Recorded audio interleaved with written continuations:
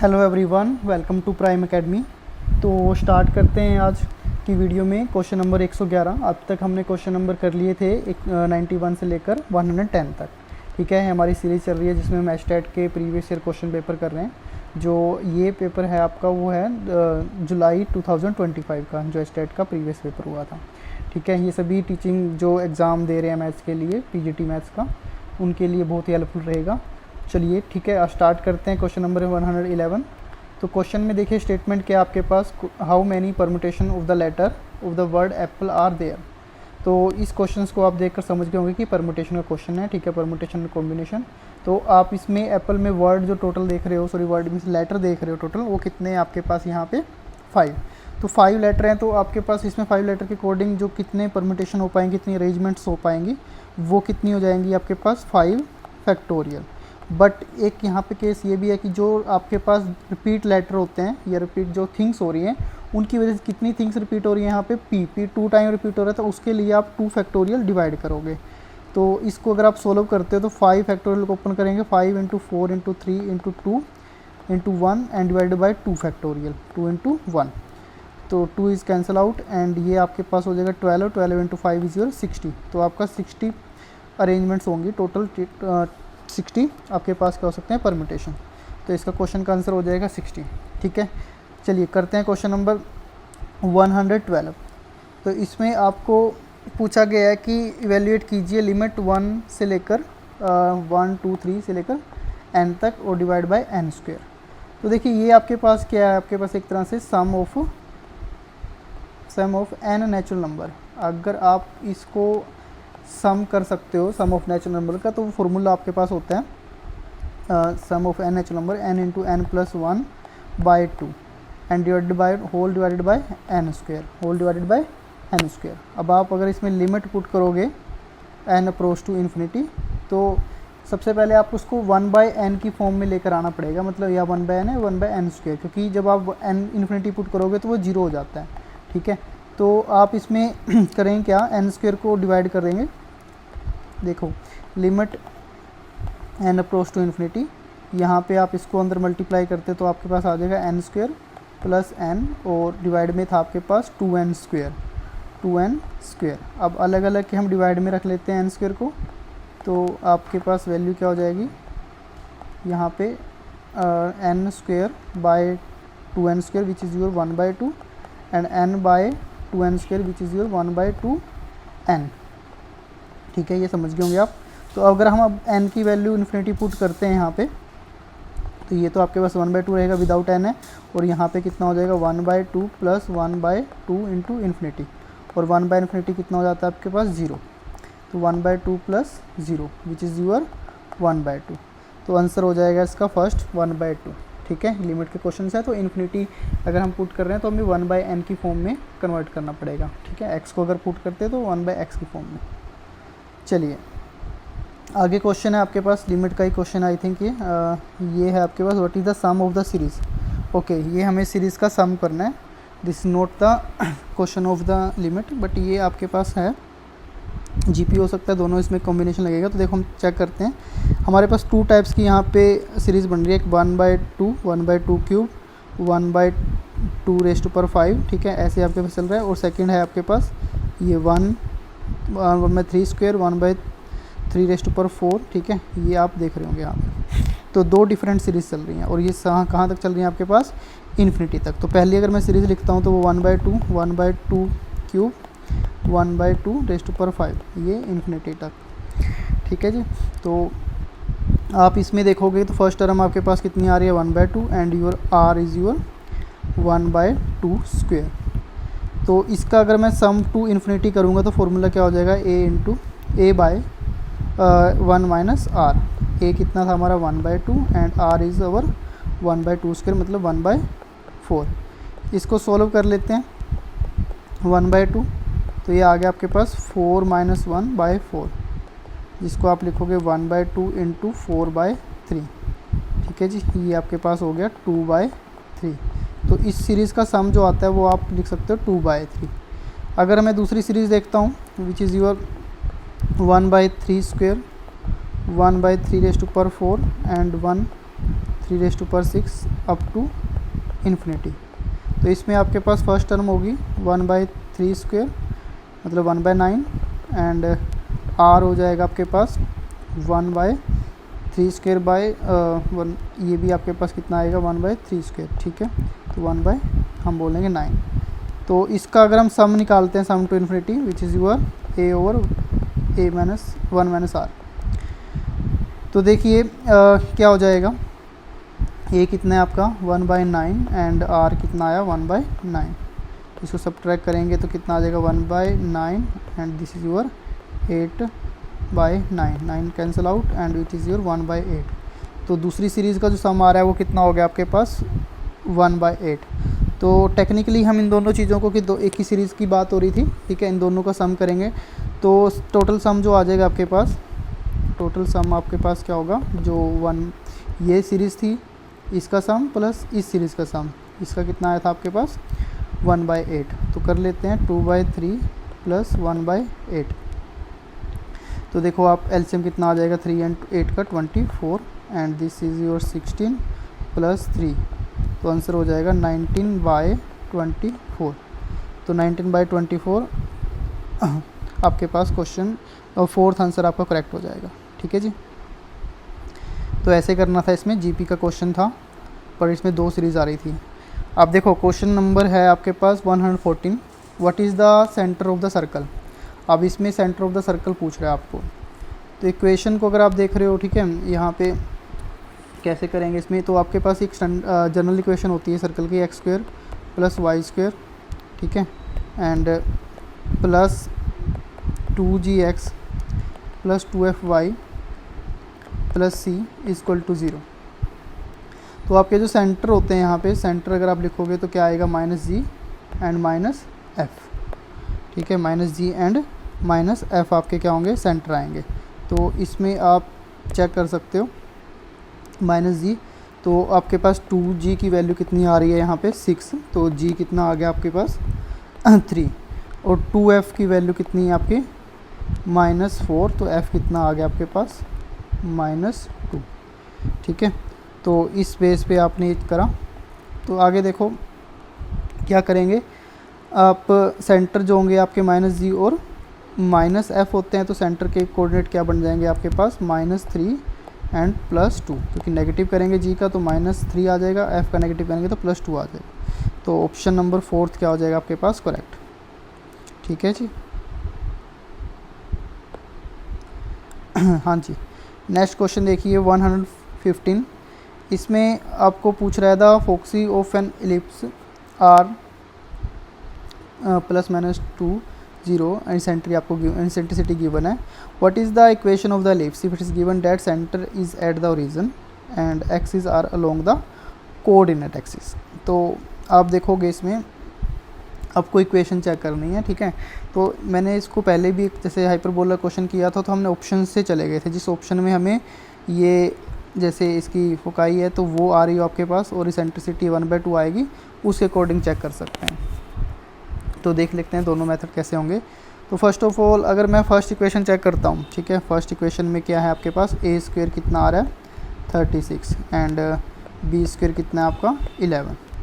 तो आपके पास जो इलिप्स होता है, तो अगर हम उसकी बात करें, आपको थोड़ा सा इसमें बता दूं मैं डिटेल, क्वेश्चन से आपको सब पता लग जाएगा। तो इसके जो सेंटर होते हैं यहाँ पे, ये आपके फोकस हैं F1 और F2 लगा लो इसको, ठीक है। ये आपके पास क्या थे वर्टिसेस हैं और यहाँ पे ओरिजिन है।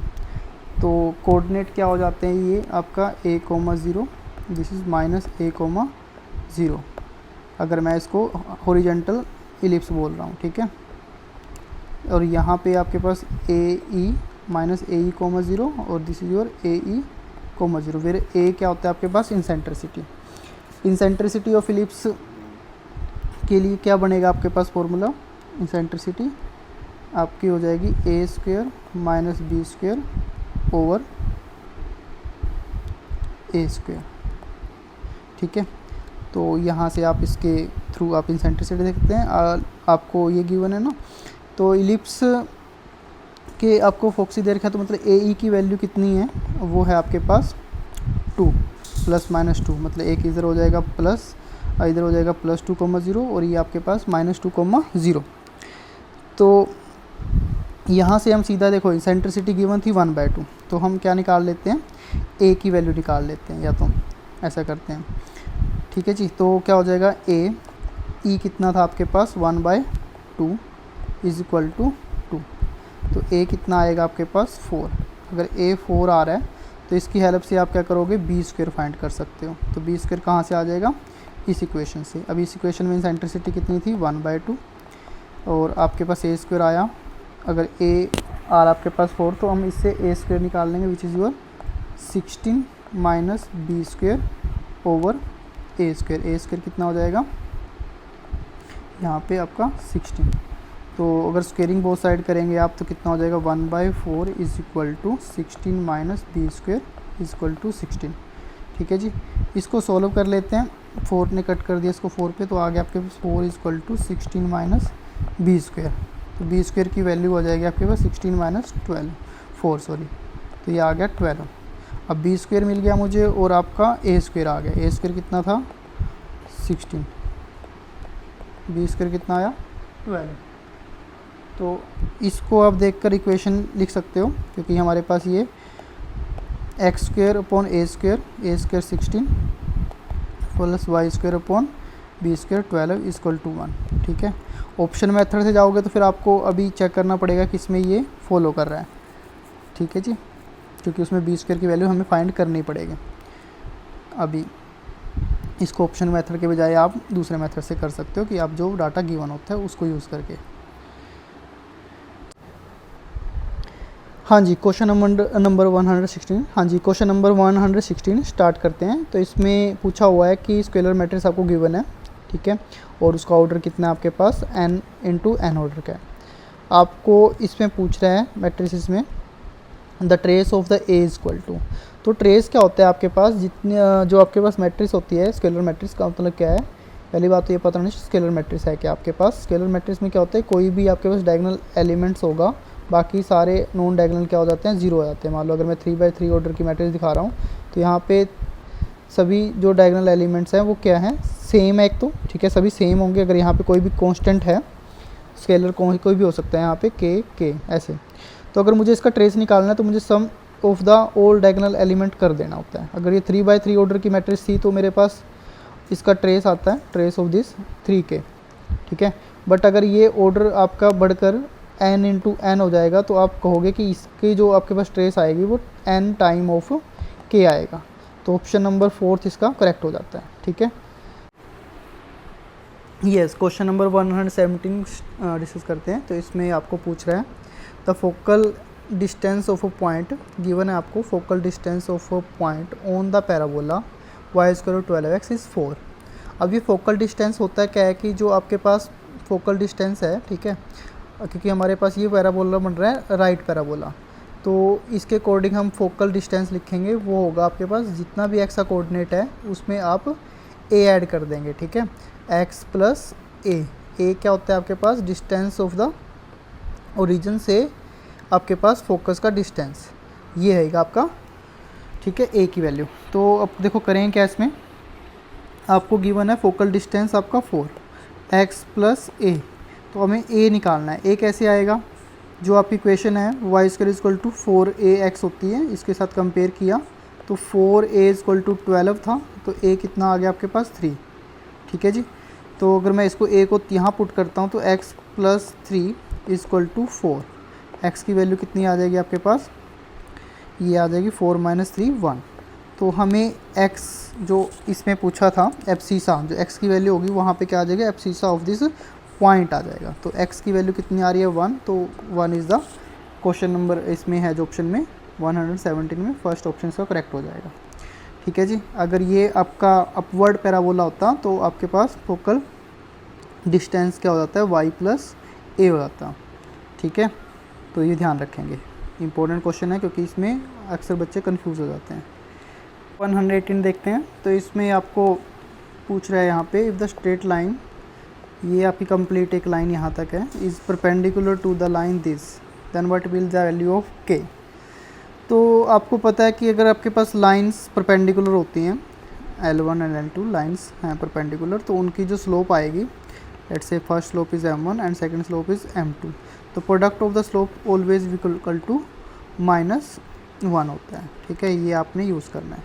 तो पहली लाइन में अगर आप स्लोप कैसे निकालते हैं, आपको स्लोप का फॉर्मूला पता होगा। ठीक है, स्लोप जो होगा कोई भी लाइन अगर ये है आपके पास a x plus b y plus c is equal to 0, तो स्लोप क्या होगी, negative of the coefficient of a upon coefficient of y. ठीक है, ऐसे आप निकाल सकते हो। तो इसमें प्रॉब्लम क्या है, क्वेश्चन जो आपका लाइन दे रखी है, इसमें एक्स और यहाँ पे भी एक्स का कोफिशिएंट है और यहाँ भी एक्स है, मतलब एक्स की टर्म यहाँ पर है बट के साथ मल्टीप्लाई है। तो पहले की स्लोप में अगर निकालूंगा तो उसमें क्या करना पड़ेगा, मुझे एक्स के कोफिशिएंट कलेक्ट करने पड़ेंगे। तो वो पहला क्या होगा, नेगेटिव करना है पहले। तो मैंने यहाँ पे एक्स का कोफिशिएंट कितना था 2, और यहाँ पे क्या होगा के time of 6, this is your plus 6k। ठीक है ना, इक्वेशन में एक्स की टर्म एक तरफ कर लेते हैं। देन वाई टर्म्स क्या हो जाएगी 3, यहाँ पे आएगा आपके पास के टाइम ऑफ वाई मतलब माइनस के आएगा, ये आपके पास m1 की वैल्यू आई है। अब सेकेंड इक्वेशन जो थी आपकी 7x प्लस 5y माइनस 4, इसको हम सेकेंड इक्वेशन है, इसकी स्लोप निकालेंगे तो कितना आएगा, negative the coefficient of x 7 upon 5।